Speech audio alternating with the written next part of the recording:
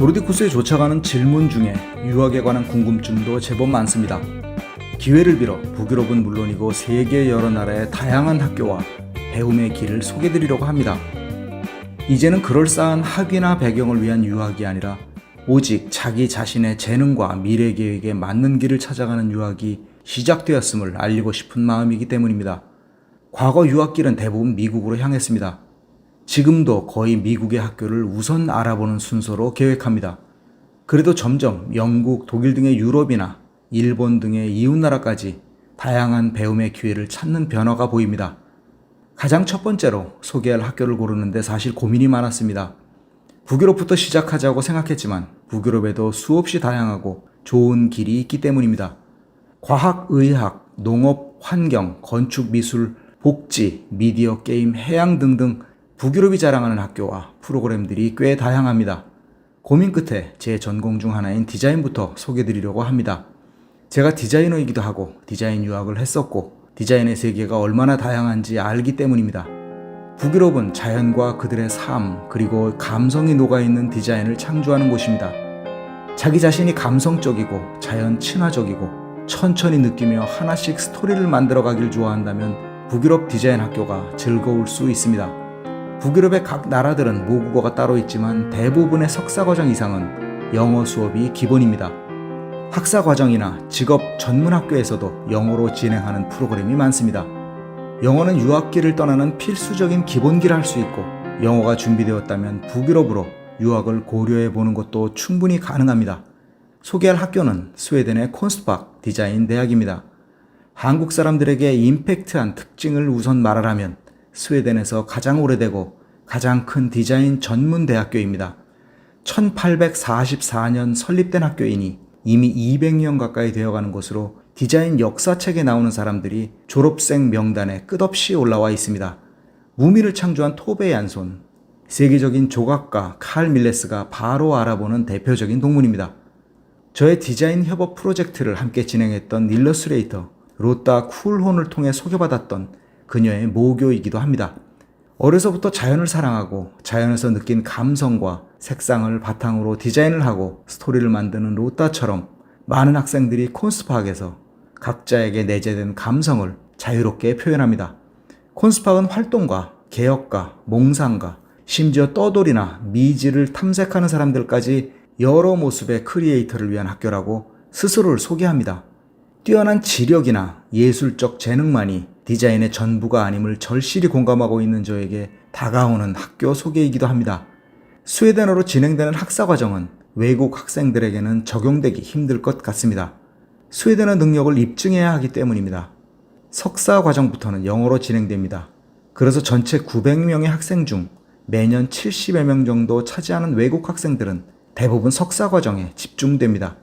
석사과정은 공예, 순수미술, 시각디자인, 공간디자인, 그리고 디자인 생태학의 5개 과로 구성되어 있습니다. 학사의 경우에는 장신구, 유리와 도기, 섬유, 인테리어, 건축 및 가구 등이 추가된 좀 더 세분화된 분야로 교육을 받게 됩니다. 박사과정도 있으며 북유럽도 매년 9월에 새학년이 시작되므로 외국에서 입학 허가를 받기 위해서는 같은 해 1월까지는 입학 응시를 마쳐야 합니다. 학비는 석사과정의 경우 스웨덴 크로나로 1년에 30만 크로나 정도이며 2년 코스를 밟아야 합니다.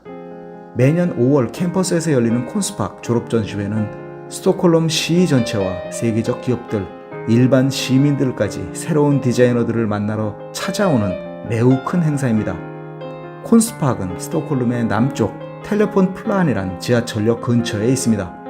역 이름에서 나타나듯 이곳은 2004년까지 스웨덴 대표 기업 에릭손의 본사가 있던 단지였습니다. 에릭손이 새로 개발된 IT 단지 시스타로 옮기면서 콘스팍이 공장과 부지를 리모델링하고 더욱 좋은 시설과 모습으로 단장하였습니다. 캠퍼스 안에 기숙사는 없지만 한편으로 스톡홀름 생활도 직접 부딪혀가며 지혜롭게 살아가는 방법을 찾아본다면 제대로 유학의 첫 번째 도전을 시작하는 의미가 될 것 같습니다.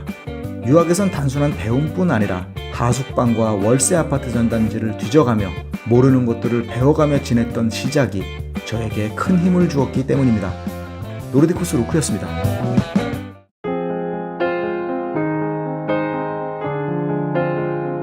한국에서는 모든 학과가 다 있는 종합대학이 일반적이지만 특정 학과를 위해서 집중하는 세계의 여러 대학을 보면 그럴 만한 이유를 알게 됩니다.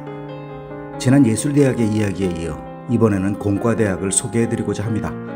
상상보다 더 많은 세계적 과학자와 노벨 수상자들을 배출한 북유럽은 나라마다 미래를 위한 연구개발에 몰두하고 있는 과학기술공과대학이 있습니다. 한국의 카이스트 같은 이미지입니다.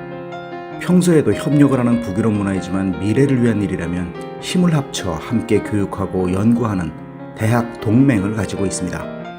연결된 대학교들 중 어느 하나에 속해 있더라도 자유롭게 다른 자매 학교들에 가서 배우고 연구하고 지원받는 것이 가능하다는 뜻입니다. 스웨덴의 왕립공과대학, 스웨덴 옛대보리에 있는 샬머스 공과대학, 덴마크 공과대학, 노르웨이의 과학기술대학, 그리고 핀란드의 알토 대학이 동맹을 맺은 대학들입니다.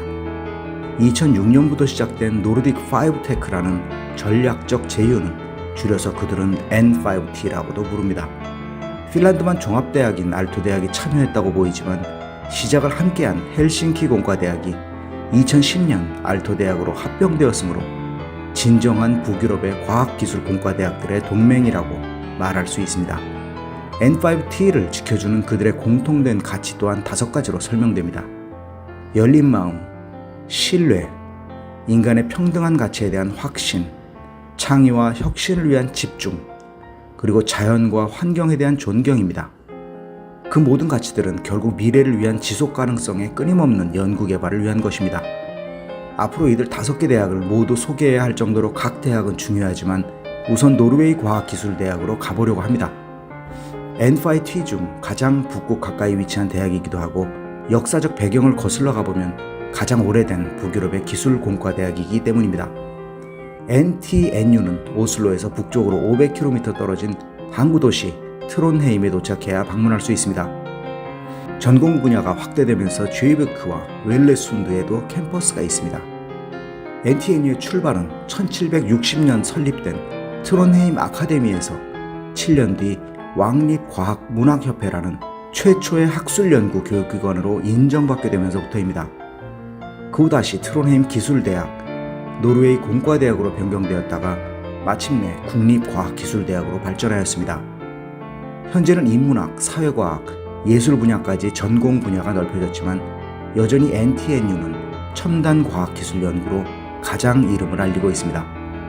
1968년에 노벨 수상자인 야스 온사게르와 1973년에 이바 지에베르가 있으며 2014년 에드바르 모세르가 그의 아내와 함께 노벨상을 공동 수상했습니다.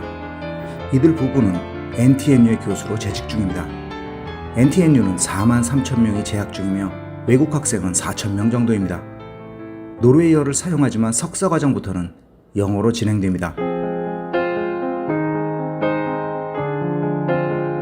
세계 여러 나라 대학과 교환학생 프로그램을 진행하고 있고 우리나라의 많은 대학들도 NTNU와 연결되어 있습니다.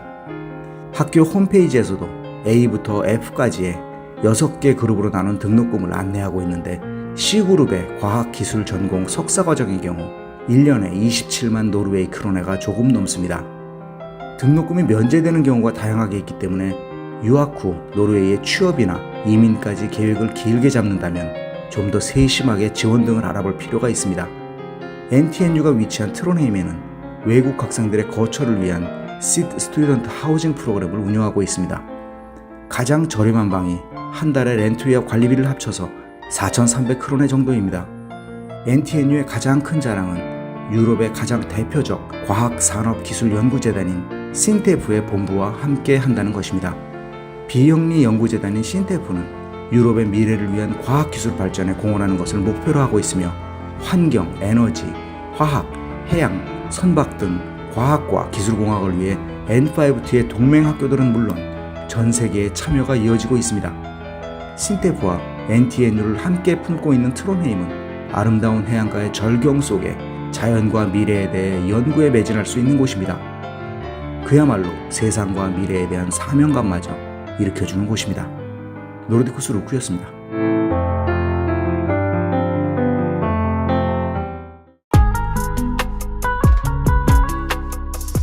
성탄을 축하합니다. 신의 축복과 어울릴 만한 인류의 사랑에는 생명을 살리는 의학이 존재합니다. 아주 기본으로 돌아가서 의학이 존재하는 이유는 인간을 살리기 위함입니다. 그 존엄한 일이 어렵고 위험도 따르기에 그에 합당한 가치를 지불하는 것에 현재 대부분의 사회는 수긍하고 있습니다. 아울러 열악한 환경에 처해 있음에도 책임감에 희생을 다하는 숭고한 의료인들을 우리는 존경하고 또 그렇게 되길 바라고 있습니다. 더 있습니까? 뭐가 더 내가 의료인을 꿈꾸는데 필요할까요? 아주 조금이라도 위의 사실에 의구심이 드는 사회에 혹시 계신다면 그 사회는 건강한 사회가 아닙니다. 제가 살던 스웨덴 솔란투나로 가기 위해선 솔나라는 위성도시에서 지하철이나 버스를 갈아타야 했는데 그 정거장이 위치한 곳이 카롤린스카 병원이었습니다. 함부로 3차 병원을 허락하지 않을 만큼 스웨덴의 의료 시스템은 체계적입니다만 시간도 오래 걸리고 접근성이 떨어진다는 단점이 있습니다. 아무튼 카롤린스카 병원은 의과대학을 가지고 있으며 각종 의학 관련 연구시설도 품고 있습니다. 아울러 노벨상의 하나인 생리의학상을 선정하는 곳으로도 알려져 있습니다. 유럽에서 가장 크고 가장 많은 환자를 관리하는 병원 중 하나이기 때문이라고 하기에는 노벨상을 비롯해 각종 연구의 규모가 무척 방대하고 심층적인 현실에 왜? 라는 궁금함이 생깁니다. 그 이전 스웨덴에서 의사로 사는 현실을 알아볼 필요가 있습니다. 위에서 언급드린 인간을 살리기 위한 공공복지를 위해 서비스를 제공하는 사람들이 스웨덴의 의사들입니다. 이를 더 발전시키기 위해 연구하고 미래 인재를 양성하는 사람들이기도 합니다. 그래서 스웨덴의 의대생들은 더욱 공공의료에 집중된 보건소로 갈지 또는 공공복지 시스템의 병원으로 들어갈지 결정하게 됩니다. 아주 일부분은 마을에서 긴급 의료를 담당하는 개인 병원으로 갈 수도 있습니다만 그 수는 무척 적습니다. 그 이유는 스웨덴의 대부분의 의사들은 공무원이기 때문입니다. 비록 개인 병원을 차린 의사라 하더라도 국가에서 결정한 의료 시스템의 안에서 의료 행위를 해야 합니다. 그 이야기는 치료나 방문 횟수, 사후 처리, 추가 비용 등이 모두 데이터화되어 개인의 수익이 늘어날 가능성이 없다는 걸 의미합니다. 쉽게 대학병원의 의사 공무원에게 쓰는 치료 비용이나 개인 병원의 의사에게 보상되는 비용이 같다는 말입니다. 돈을 더 벌 수 없다는 말입니다. 2023년도 뉴스위크 지선정 유럽 최고의 병원이자 세계 6위의 카롤린스카 대학병원은 200년이 넘은 병원입니다. 1810년 군의관이 필요해진 전쟁 상황에서 왕실의 명령으로 설립하게 된 교육기관은 군인을 뜻하던 카롤린스카라는 이름으로 의료인 양성에 나섭니다. 이후 의학을 넘어 자연과학과 관련 연구시설로 커지게 되고 노벨상 선정기관이 되었습니다. 스웨덴이 배출한 8명의 노벨 생리의학상 출신들 중 5명이 카롤린스카 의과대학 출신일 정도로 영향력이 커졌습니다. 현재 카롤린스카는 21개의 전공으로 나누어 학사, 석사, 그리고 박사과정의 단계로 교육하고 있습니다. 학사과정은 생물의학 전공만 영어로 진행될 뿐 모두 스웨덴어로 교육되지만 석사부터 박사과정은 전부 영어를 사용합니다. 영어 능력의 요구 조건만 갖춘다면 외국 의대생들에게도 유학의 길이 열려 있다는 의미와도 같습니다. 현재 8,000명이 좀 넘는 전체 학생 중 2,200명가량이 스웨덴인이 아닌 외국 학생입니다. 만약 입학을 한다면 외국 학생들은 가구와 기본적 시설 등이 훌륭하게 갖춰진 기숙사 아파트를 신청할 수 있으며 스톡홀름의 여러 곳에 위치해 있어서 스톡홀름의 생활을 시작하는 데 매우 편리합니다. 연구 중심의 의과대학이기 때문에 카롤린스카 연구소의 규모나 업적은 세계적입니다. 연구에만 전념하고 있는 연구원이 3,000명이 넘고 2,000명이 넘는 박사과정의 의대생들이 있으며 440명가량의 교수진이 21개의 전공 분야별로 인재 양성에 힘쓰고 있습니다. 노벨위원회도 카롤린스카 연구소 안에 있는데 50명으로 구성되어 있습니다. 3년 임기로 카롤린스카에 재직 중인 의대 교수진 중에서 투표로 선정됩니다. 카롤린스카 의과대학에 관심이 모이는 이유와 스웨덴에서 의사가 되는 이유는 사실 같은 이유입니다. 공공성과 책임감 때문입니다. 사회의 이익을 위해 일한다는 사명감과 의학이 좋기 때문입니다. 그래서 카롤린스카의 의료 인력들은 다른 세상에 눈으로 볼 때 말도 안 되는 삶을 살고 있습니다. 어찌 보면 아주 반복적인 의료 행위를 하면서도 그에 대한 보상을 사회에 대한 봉사로 인식하고 있습니다. 그러기에 투명하고 진실하며 숭고하기까지 합니다. 이것이 현실이며 이에 더하여 재직 중 가장 많은 봉사를 떠나는 의사들 중 하나일 정도입니다. 한국의 의과대학 면접 때마다 학생들의 포부는 모두 같다는 면접 담당 교수의 얘기를 들은 적이 있습니다. 가까운 주변 사람 한두 명은 꼭 암이나 불치병으로 죽었고 그로 인해 어려운 사람들을 돕고 난치병과 희귀병을 고쳐주는 의사가 되겠다던 수많은 지원 학생들이 지난 수십 년간 그들의 마음을 지켰다면 현재의 모습은 아닐 거라는 씁쓸한 이야기도 나눈 적이 있습니다. 만약 그때의 마음을 아직도 저 마음구석 한편에 간직하고 있는 미래의 의대생이 있다면, 또 그럴 수 있는 꿈이 있다면 카롤린스카 같은 북유럽 의과대학에 잠깐이라도 참여할 수 있는 프로그램을 찾아보기 바랍니다. 바보라고 불러야 할 것 같은 수많은 의사나 연구원들을 만나면서 한국에서 바보 같았던 마음이 어느 정도 위로받을 수 있는 계기를 가질 수도 있을 것 같습니다. 카롤린스카에서 선정했던 수많은 노벨 수상자들이 상을 받아도 결국 자기가 일하던 연구소와 병원으로 돌아가 묵묵히 일생을 바치며 바보 같은 삶을 살듯 수많은 북유럽 의사들도 그런 바보로 지금 살고 있습니다. 저의 일차원적인 잣대로 알아본 스웨덴 개인 의사들의 평균 월급은 매달 42,000크로나, 한화로 약 530만원 정도를 벌며 카롤린스카 대학병원에서 일하는 의사들은 더 적은 3만 크로나, 약 380만원 정도를 매달 받고 있습니다. 이렇게까지 다를 수 있을까? 너무 부끄럽습니다만 왜 의사가 되는지에 대한 답이 아닐까 싶습니다. 노르디쿠스 루크였습니다.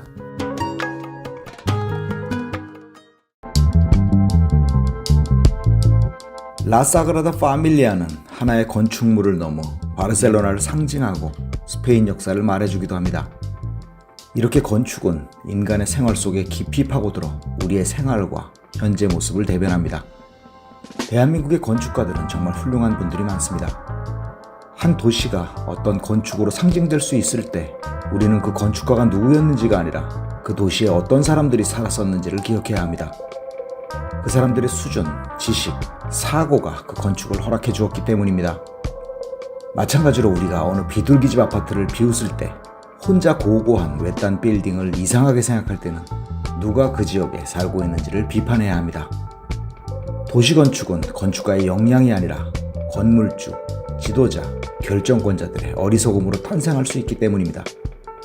어느 문화가 건축에 더 뛰어나다는 말은 그래서 현대시대에 적합한 단어가 아닙니다.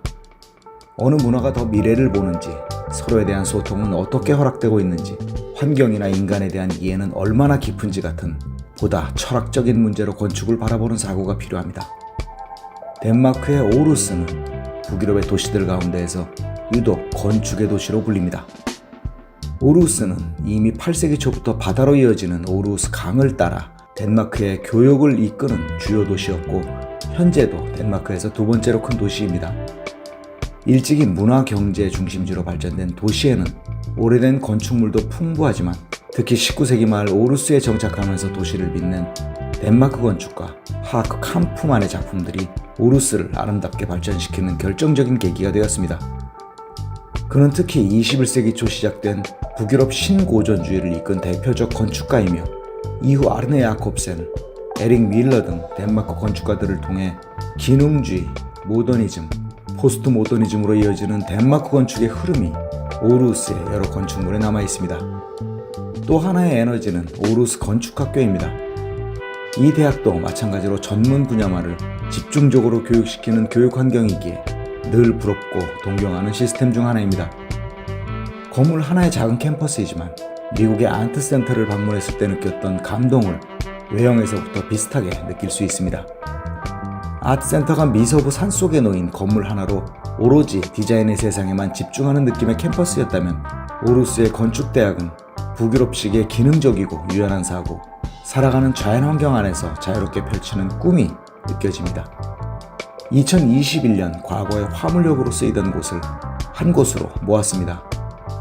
프로젝트와 창작 활동, 실무 경험 등을 중점적으로 교육하는 학교 내용에 맞게 캠퍼스 또한 심플하고 실용적이며 자연 친화적이고 지속 가능하게 유지와 보수를 할 수 있도록 한 미래형 건축물입니다. 건축은 세상에 영향을 미치고 그 안에 사는 사람들을 위한 지속 가능한 환경을 조성해야 하는 의무가 있으며 변화하는 세상에서 새로운 아이디어로 지역사회의 가치를 창출할 수 있는 건축가를 교육하는 것이 오르스 건축대학의 목표이자 신념입니다. 나홀로 멋있고 나홀로 우뚝 솟아있는 건축이 아니라 앞으로 여러 세대를 걸쳐서 함께 살아갈 미래에 대한 책임을 갖는 것이 건축가의 의무이자 건축을 공부하는 이유가 되어야 하는 것입니다. 예술적인 아이디어와 접근 방식을 기본으로 하면서도 실무 경험을 쌓을 수 있는 다양한 실습과 인턴십을 제공하고 있습니다. 더욱이 오르우스처럼 현재까지 이어지는 북유럽 건축의 역사를 어디서나 접할 수 있는 도시 안에서 배우는 건축은 매일이 생생한 체험학습이 될 것입니다. 아쉽게도 오르우스 건축학교의 학사과정은 덴마크어로 진행되기 때문에 외국 학생들에게는 제한적입니다. 다른 북유럽 대학들과 같이 2년 과정의 석사부터는 영어로 수업이 진행됩니다. 건축과 예술 관련 학사학위 소지자라는 자격 요건을 제시하고 있지만 학사 전공이 조금 다르다 하더라도 지원 전에 학교에 우선 알아보라고 홈페이지에서 당부하고 있습니다. 통틀어 750명 정도의 학생이 재학하고 매년 석사 과정에 20명 정도가 통과된다고 합니다. 학비는 1년 동안 16,000유로 정도이고 기숙사를 갖추고 있지 않기 때문에 학비 외에 주거비와 생활비를 고려해야 합니다. 오르스의 또 다른 도시 별명은 스마일 도시입니다. 오르막길을 타고 오르면 내려다 보이는 바다와 강가의 절경이 아름다워서 절로 웃음이 나기 때문이라고 쉽게 이유를 말합니다. 매년 가장 행복지수가 높은 도시로 뽑히는 오르스의 전경은 물론 사람들의 행복 에너지 그리고 오랜 세월 동안 오르스를 채워나간 건축가들의 열정이 삶의 행복을 느끼게 해주는 도시입니다. 가장 행복한 순간에 가장 사랑하는 사람들을 위해 환경을 생각하고 미래를 바라보는 일은 당연하게 다가올 것 같습니다. 노르디쿠스 루크였습니다.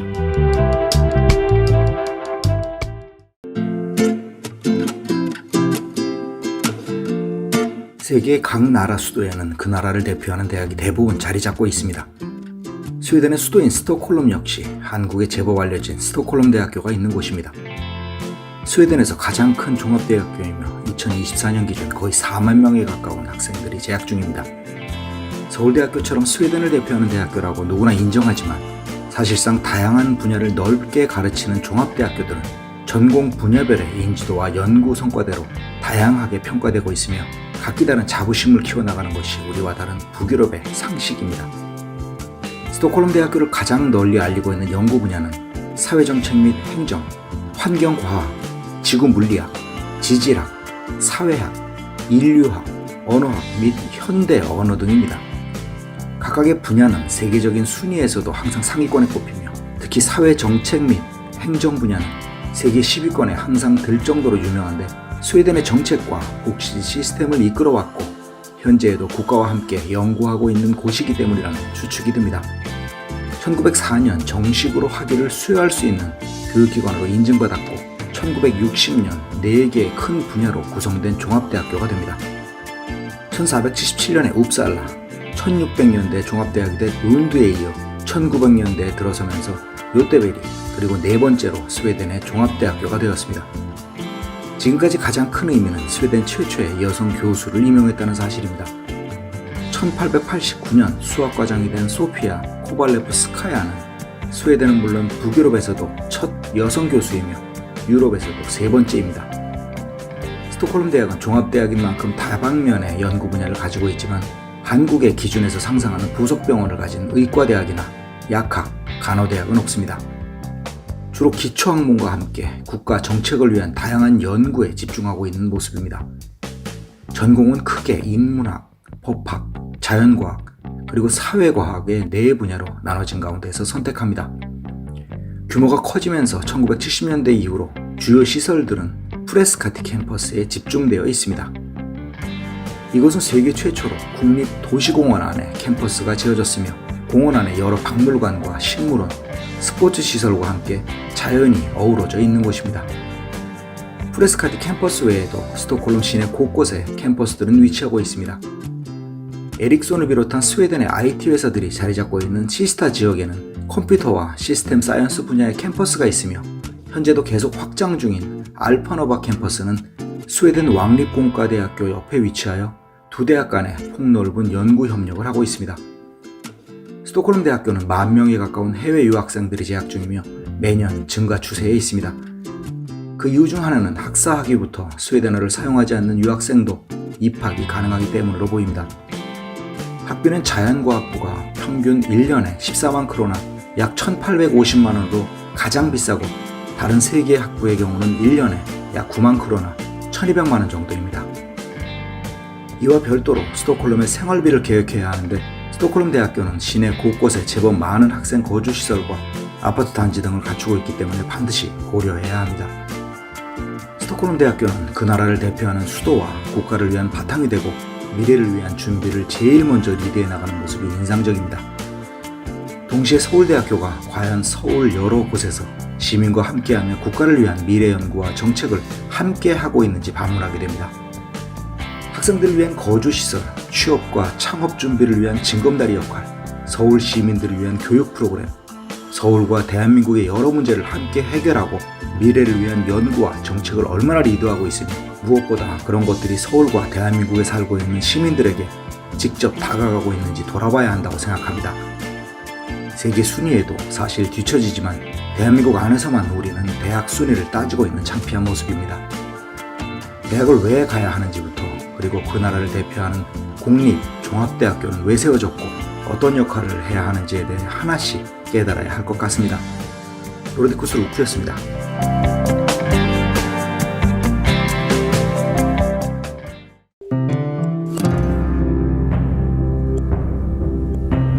전 세계의 문화예술에서 가장 화려하고 풍부한 역사적 자취를 품고 있는 유럽의 예술은 언제나 왕실과 함께 했습니다.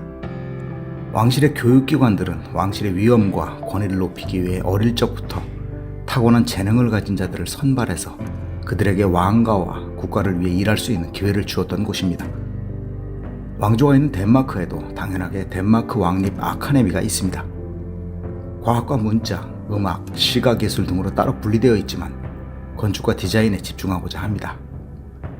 말씀드렸다시피 왕실의 교육기관이 탄생한 이유는 왕가와 국가를 위한 인재를 키우기 위함입니다. 이는 전 서양 문화권의 대학들이 비슷해서 국가를 위한 인재에 초점이 맞춰져 있습니다. 한국 역사에서도 성균관이란 고등교육기관은 국가의 인재를 양성하는 곳이었습니다. 좀 더 멀리 보고 좀 더 집중하고 비록 당장 쓸모가 부족해 보여도 국가의 미래를 보는 역할을 했다는 이야기가 되겠습니다. 하버드에서 카우보이를 양성하지 않았고 성균관에서 의원을 기르지 않았습니다. 대부분의 우리 주변의 일들은 굳이 대학에 가지 않아도 충분히 되는 일들입니다.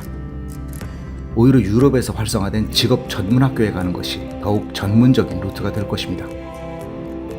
지금 한국의 어느 대학에서 미래 인재를 키우기 위한 투자가 진행되고 있습니까? 한 해 반짝이는 유행의 단어들로 학과가 채워지고 그걸 해외에서 막 배운 학생들이 전문 교수진으로 포장됩니다. 학교 재정을 위해 적성국의 학생이라도 아무런 심사 없이 무조건 받고 보는 학교들과 교육 예산 배정을 마치 정부의 뜻에 따르는 학교를 고르는 것 같이 착각한 교육부 공무원들의 오랜 책임도 큽니다. 그 지난 수십 년의 결과가 오늘입니다. 남녀공학 반대를 위해 학교를 망치고 도망가고 전공에 들어감과 동시에 다른 시험 공부를 하는 대학은 이미 대학이 아닙니다.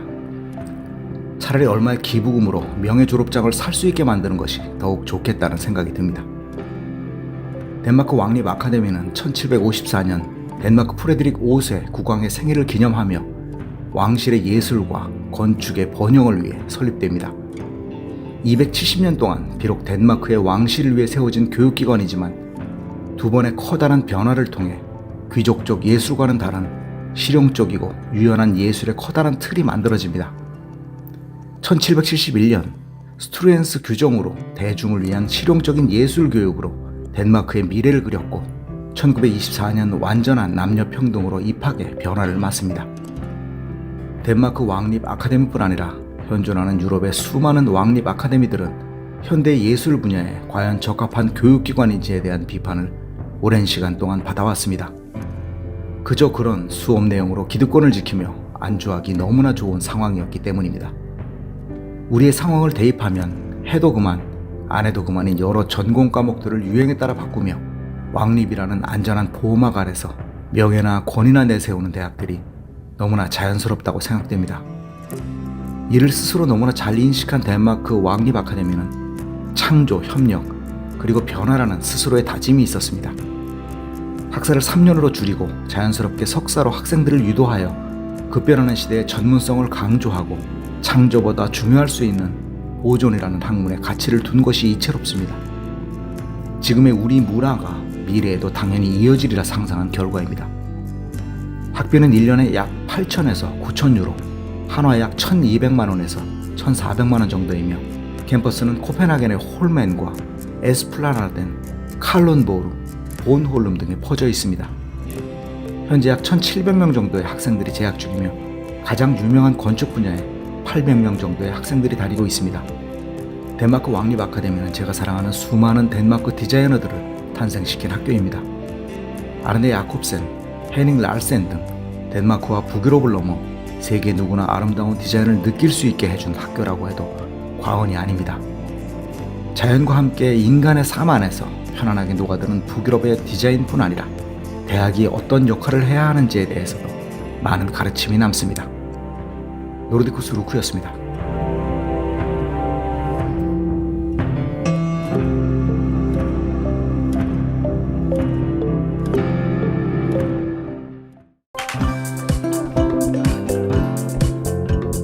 북극에 관심이 있으십니까? 그저 멀고 춥고 인간의 관심이 없을 지역이지만 알아야 하는 지역 중 하나입니다. 그 이유는 변화하는 환경과 미래에 대한 연구에 대한 해답을 가지고 있을 것으로 여겨지기 때문입니다. 저는 대한민국의 대학교들을 좋아하고 그 방향에 대해서는 이견이 없지만 연구하는 여러 과제들에 대한 불만을 가지고 있습니다. 첨단의 트렌드를 더하는 앞선 발걸음으로 걷지만 누군가 한 번쯤 가본 길이란 생각이 듭니다. 그 훌륭한 교수진들이 해외에서 공부한 지식들은 이미 지나간 것일 확률이 높습니다.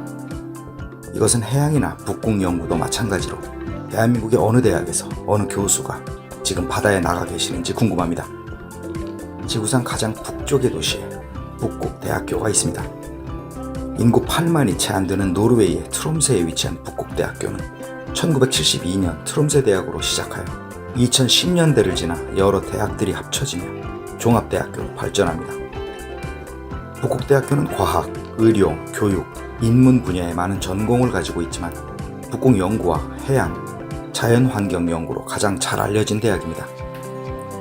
주요 관련 연구는 극지 환경, 기후, 원주 및 평화 및 분쟁 해결, 의학, 생물학, 생명과학, 화학, 우주물리학, 어업과학, 해양 생물 탐사, 언어학 등 북극에 관한 연구 제목이 이렇게 많나 할 정도로 방대한 범위를 갖습니다.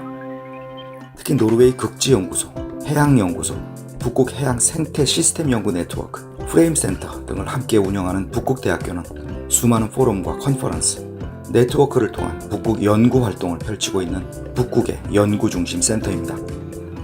북극대학교는 현재 17,000명 정도의 학생들이 다닙니다.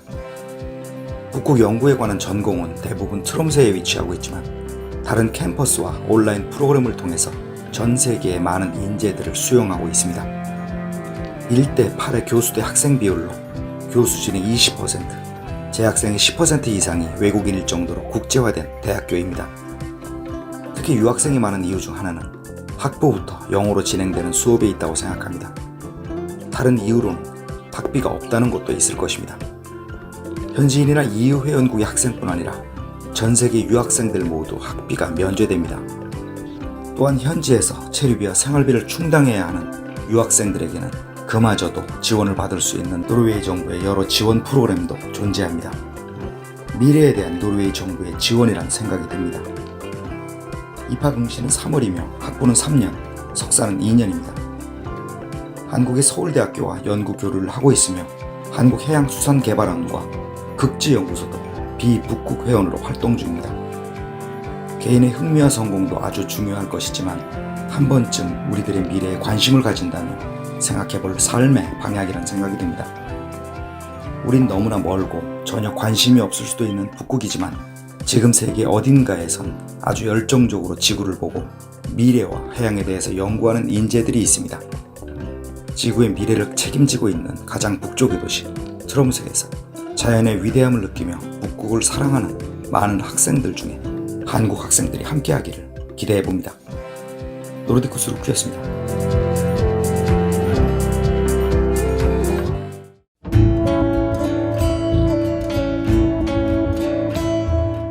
노르웨이를 대표하는 오슬로 대학교가 처음 세워진 1811년에는 덴마크가 노르웨이를 통치하던 시절입니다.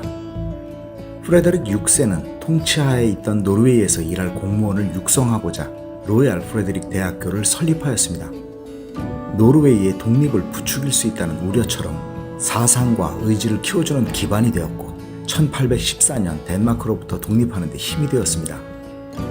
1905년 다시 스웨덴과의 동군연합이 해체되어 완전한 독립국가가 되면서 로얄 프레데릭 대학교는 노르웨이를 대표하는 종합대학교로서 오슬로 대학교라는 새 이름을 얻게 됩니다. 1811년부터 이어져온 오슬로 대학교의 역사는 노르웨이에서 가장 오래된 공립대학교이지만 이미 소개드렸던 NTNU 노르웨이 과학기술공과대학의 규모와 연구 순위에서 1위를 내주고 있습니다. 그럼에도 가장 노르웨이를 대표하고 전 세계에 알려져 있으며 노르웨이의 사상과 전통을 가지고 있는 대학교라고 말할 수 있습니다. 나뉘어진 일반 인문과학, 사회과학, 자연과학부터 수학, 신학, 법학, 교육학, 그리고 의학과 치의학 등 9개의 큰 전공 분야 외에도 국가의 미래를 본다는 큰 사명감이 있습니다. 자연과학에서의 수많은 업적과 철학과 인문학에서의 세계적인 순위를 보면 노르웨이의 안정적인 발전을 이끈 원동력은 모두 오슬로 대학으로부터 출발했음을 부인할 수 없습니다. 북유럽의 여러 공립대학교와 유사하게 오슬로 대학교도 학생들을 가르치는 전공별 부서와 별도로 사회와 국가를 위해 넓게 나아가서는 인류와 미래를 위해 다양한 연구소와 기관들을 운영하고 있습니다.